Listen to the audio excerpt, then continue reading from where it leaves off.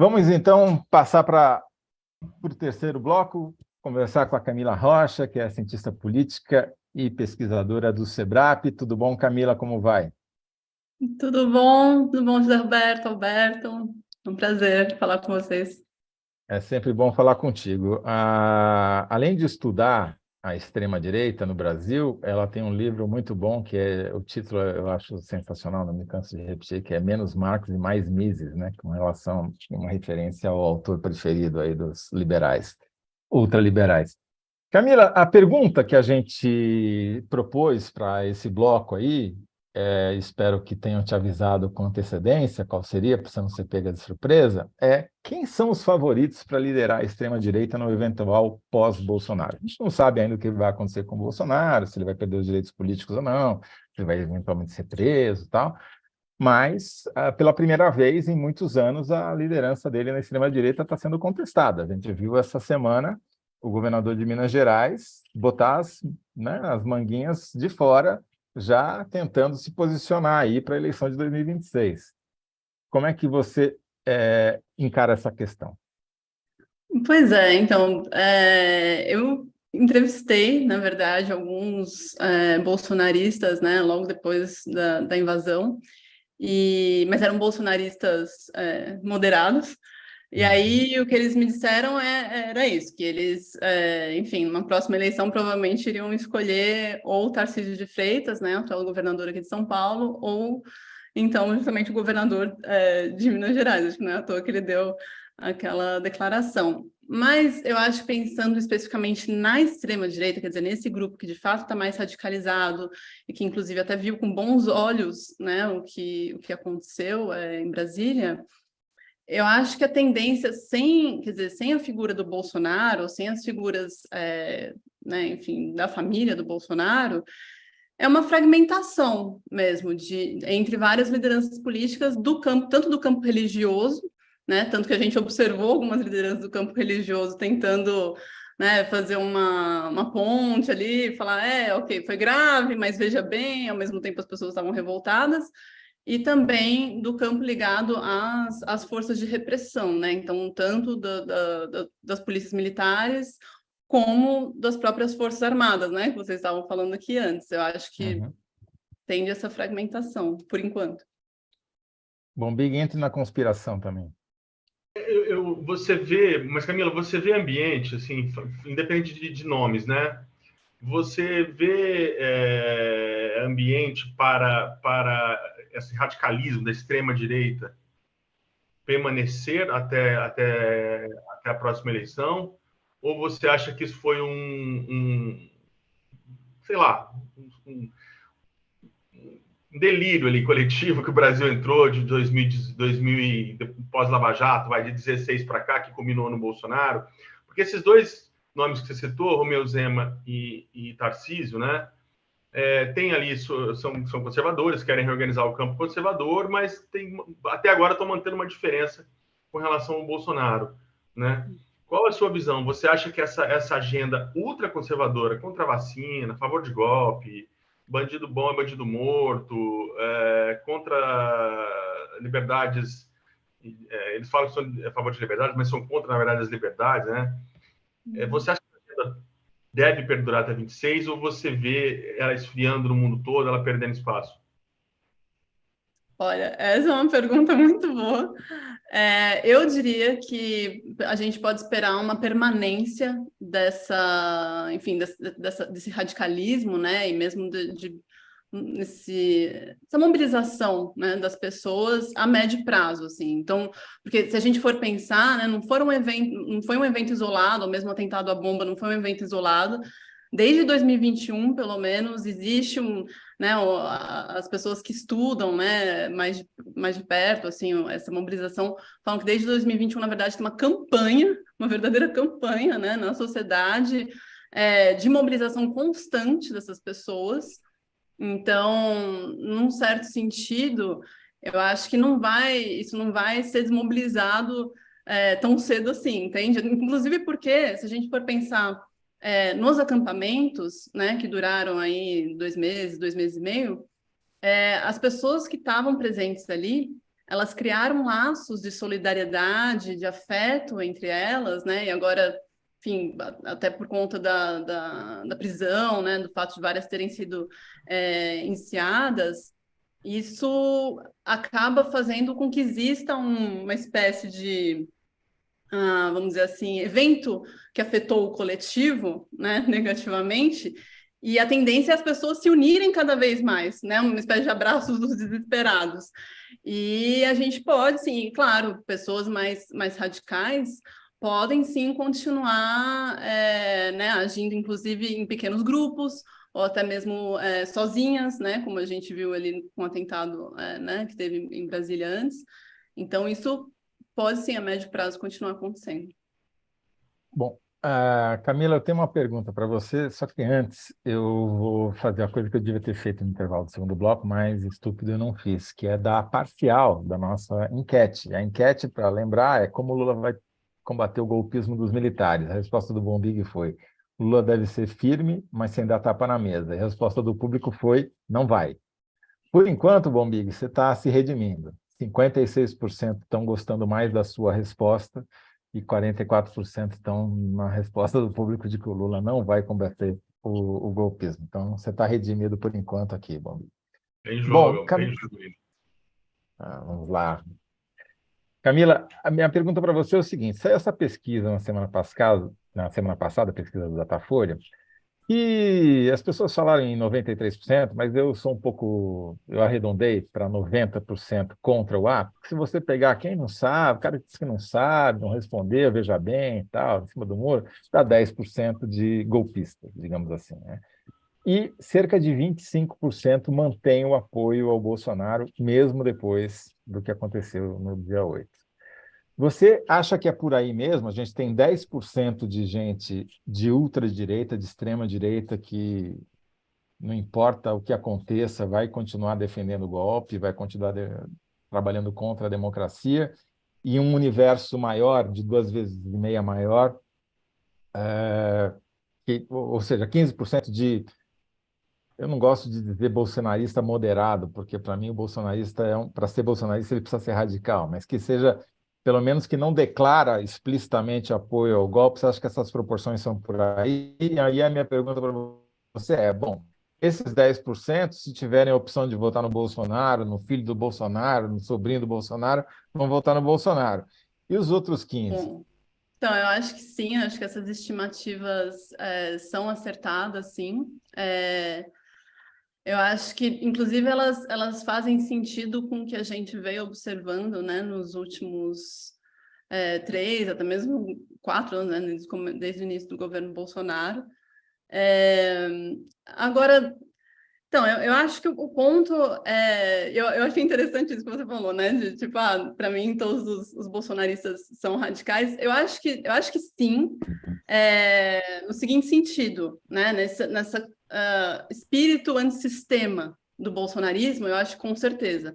Mas conversando com as pessoas, o que a gente verifica é que de fato existe uma diferença bem grande, bem marcante entre esses 10%, que são pessoas que são explicitamente golpistas, valorizam mesmo o legado da ditadura militar, falam isso abertamente, e essas pessoas, né, que a gente, enfim, acaba chamando de, enfim, moderados ou, né, menos radicalizados, porque são pessoas que estão, e até por isso elas acabam ficando mais alinhadas com o discurso, né, do Zema ou mesmo do Tarcísio de Freitas, porque elas, enfim, acreditam, não dizem, não faz sentido isso de valorizar a ditadura militar, não faz sentido isso de pedir uma intervenção militar. Inclusive, por exemplo, as pessoas que eu conversei foram bastante enfáticas de falar, olha, a gente acha... Isso eu ouvi várias vezes, assim, durante os anos, né, desses bolsonaristas que não são radicalizados, que tem que existir uma separação bem estrita entre militares e o governo, né? Então, eu acho que e aí não é à toa que eles também estão muito mais decepcionados com o Bolsonaro. Por isso que eu acho que esse pessoal mais radicalizado, se puder votar em qualquer pessoa da família do Bolsonaro, provavelmente vai votar. Assim. Quer dizer, então, pelo que você está dizendo, o Zema está de olho nesse grupo, não no moderado, tá de olho no golpista mesmo. Que a declaração dele, ele passou pano total, né? Não, imagina, o PT sabia, o Lula sabia, enfim, e daí deixou acontecer para piorar tudo, quer dizer. Então, você acha que ele está tentando capturar da ponta para o meio e não do meio para a ponta? Exatamente, porque não é à toa que ele falou, né, alguma coisa do tipo, eu sou 99,5%, né, bolsonarista, alguma coisa do tipo, porque é isso, ele inclusive reforçou, enfim, mentiras, né, coisas absurdas que circulam nesse ecossistema golpista, né, nas redes sociais e tal. Então, que é isso, por exemplo, quem provocou a invasão foram infiltrados, né, do PT, ou o Lula que teria uma coisa meio de teoria da conspiração, como se, não, Lula queria que aquilo, né, tivesse acontecido, então ele se programou para aquilo acontecer, enfim. E eu acho que ele, ao falar isso, ou pelo menos sugerir isso, ele está justamente procurando se conectar com essas pessoas, certamente. O Bombig, as pessoas estão se manifestando aqui no chat e a Graúna respondeu que quem vai pegar é o Tarcísio. O País Melhor falou que é Damares. O Cláudio Tolentino falou que tem muito chão daqui até a eleição, vamos colocar o Brasil nos trilhos, deixa isso para lá. A Mari Nico disse que o pós-fascismo é pior do que o fascismo. E o Marcelo Carvalho Caldeira disse que, de fato, é muita contradição esse negócio de bolsonarista moderado. Bombig, vou botar você aí nessa história. Quem que você acha que é o favorito para? É o próprio Bolsonaro, alguém familiar que leva Bolsonaro no nome, ou um desses já foi citado, ou nenhuma das anteriores? Eu sempre imaginei que o Bolsonaro seria meio como a família Le Pen na França, né? Ele sugeriria, não venceria uma eleição, só que a diferença é que ele ganhou. Não venceria uma eleição, lideraria um campo ultraconservador, e aí um filho dele mais jovem, não sei o que, teria a chance numa outra eleição, num outro momento. Mas ele ganhou em 18, e aí confesso que, assim, é óbvio, foi um estrago de 4 anos para o país, mas talvez como a Camila está dizendo, né, muita gente se decepcionou com ele. Talvez esse pode ter atrapalhado os planos do clã. Porque se o Bolsonaro vai bem, mas não ganha em 18, teria feito uma oposição ruidosa ao Haddad, a quem quer que tivesse ganho, e preparado um outro terreno. Eu acho que a gente vai ter que observar muito a atuação dos ultra-radicais no Congresso, como será. A gente tem que lembrar que no Congresso nós temos a Damares, que já foi citada aí nos comentários, vamos ter o Ricardo Salles, vamos ter Bia Kicis, vamos ter mais gente aí, né? Dá para lembrar vários. Pistoleira. Carla Zambelli. Como vai ser a atuação desse pessoal nos 4 anos do Lula, né? Se vai ser uma posição extremamente ruidosa, se eles vão tentar aparecer, se cacifar, porque eles podem, de fato, ter alguma pretensão eleitoral e liderar um grupo desse, uma candidatura de ultradireita. E aí a gente pode ter um fenômeno que nós não tivemos, né, em 18, né? Assim, em 18 você teve um centro muito fragmentado, esse ano polarizou, foi Lula contra Bolsonaro e a vida seguiu. Mas em 18, que é uma eleição que é interessante de observar, você teve, assim, toda a direita se reuniu, o conservadorismo se reuniu no Bolsonaro, quando percebeu que o Geraldo Alckmin e o centro lá não tinha mais chance, e o Haddad ficou do outro lado. De repente, se a gente tiver uma candidatura de extrema-direita com uma de centro, que é o Tarcísio, e uma mais conservadora, que é o Zema, explode todo esse campo conservador e facilita para o lado do Lula, né? Mas tem chão até lá. O importante vai ser observar como serão os radicais no Congresso. Se serão ruidosos, barulhentos, ou se vai ser uma coisa mais... Voltamos à programação quase normal, sabe? Camila, o Guilherme DM está dizendo que Tarcísio e Zema são fracos. O que você acha? Você tem algum favorito aí, não? Olha, eu tenho um favorito. É o Tarcísio. Eu acho que ele não é fraco, não. Ele é bem esperto. E eu concordo com o que o Bombig disse agora. Eu acho também importante a gente prestar atenção nessas lideranças no Congresso, né? Porque, de fato, né, até se a gente for pensar, por exemplo, eles, né, incitaram abertamente, né, a própria Carla Zambelli, enfim, vários deles né, foram abertamente golpistas. Agora, a gente também tem que ver se eles não vão ser punidos por conta disso, né, nos próximos anos, porque quer dizer, faziam discursos públicos assintosos, né? Assim, completamente intoleráveis, assim, para a ordem democrática. Então, acho que também a gente tem que pensar nisso, né? Se eles vão conseguir ali permanecer como, né, no Congresso, como senadores, como, né, deputados, deputadas. Com o mandato, né? Eles não vão ter a proteção que tinham no governo, né? Com a eventual comissão de ética aqui, né? Tem toda a razão. Então, queria perguntar para você, Camila, e depois o Bombig também pode responder, o que esperar, por exemplo, desses novos deputados parlamentares youtubers que dominam essas mídias sociais com maestria, tipo o André Fernandes, que foi o deputado federal mais votado do Ceará, ou o Nicolas Ferreira, que foi o deputado federal mais votado do Brasil, né? E que tem um discurso super radical, e ambos incitaram as pessoas a participarem dos atos golpistas do dia 8 de janeiro. Vocês acham que vai acontecer? Esses caras têm cacife para ser lideranças ou estão mais para bater o bumbo apenas?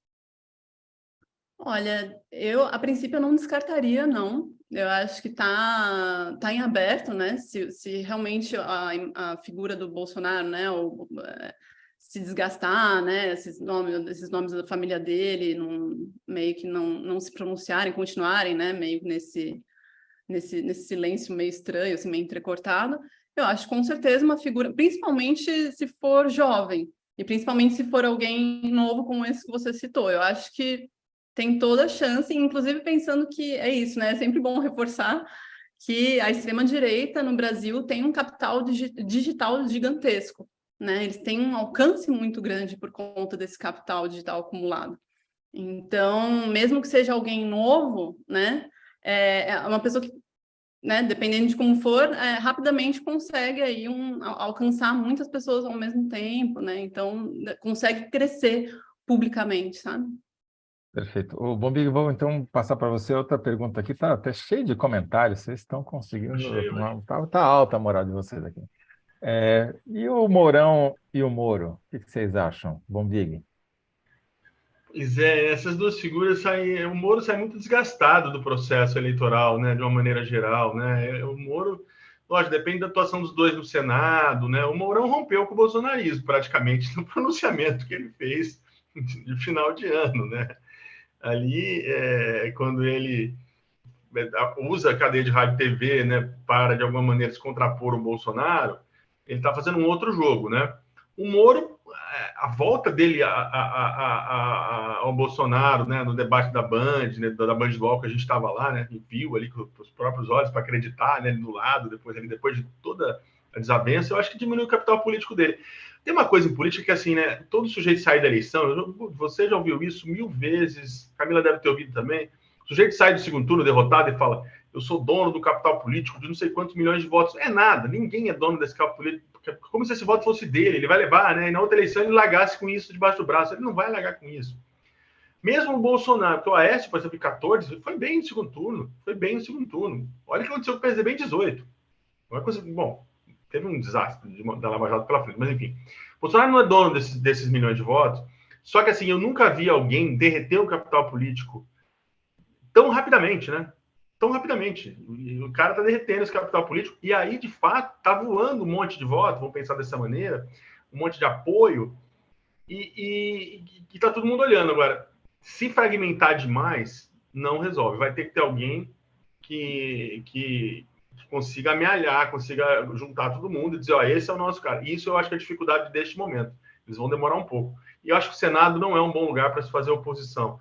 O único que saiu de lá para esse candidato foi o Aécio, mas era muito mais pela atuação dele como governador. É difícil sair um senador que sai com força. A tradição americana no Brasil não tem isso, né? Uhum. Camila, a gente já vai daqui a pouco se encaminhar para a nossa síntese, então por isso eu já vou passar para você a pergunta que na verdade é uma suíte do que você já tinha dito, quer dizer, você apostou no Tarcísio de Freitas como talvez um herdeiro do bolsonarismo, caso o Bolsonaro saia de cena, né? Explica um pouquinho para a gente por que você acha que ele tem esse favoritismo e quais as consequências caso ele consiga se viabilizar. Uhum.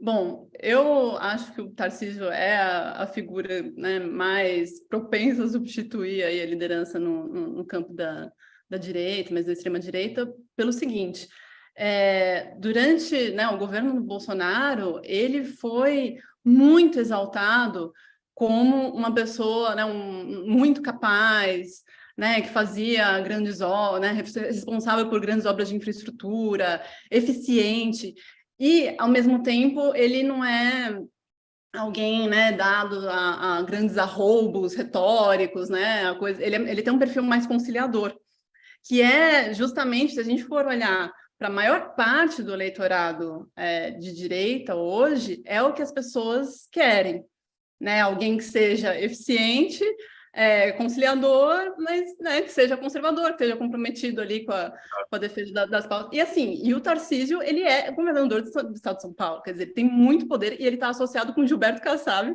que a gente sabe é uma raposa, né, da política brasileira, assim, então ele está muito bem assessorado, né? Está numa posição realmente muito boa.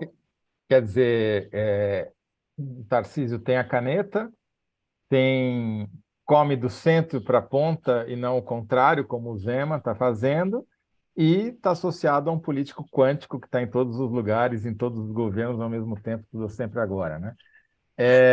Como é que a gente vai sintetizar isso daí em 75 caracteres? Camila, vamos dizer o seguinte, que Tarcísio é o favorito para assumir o bolsonarismo pós-Bolsonaro? Sim, eu diria isso. Muito bom. Você concorda, Bombig? Concordo, não faço nenhum reparo a análise da Camila. Óbvio que estamos fazendo uma aposta de largada aqui, né? A chegada pode ser diferente. Eu te agradeço que você tenha concordado, porque já são 8 horas, a gente estourou o tempo. Se você não tivesse concordado, não ia dar certo essa não ia conversa. ter tempo de falar nada mais. Então, por sorte, concordo. Olha, gente, muito obrigado a vocês. Eu vou me despedir primeiro aqui da Camila, agradecendo muito, como sempre, ajudou bastante aqui a gente a esclarecer essa situação e pode esperar que a gente vai chamar você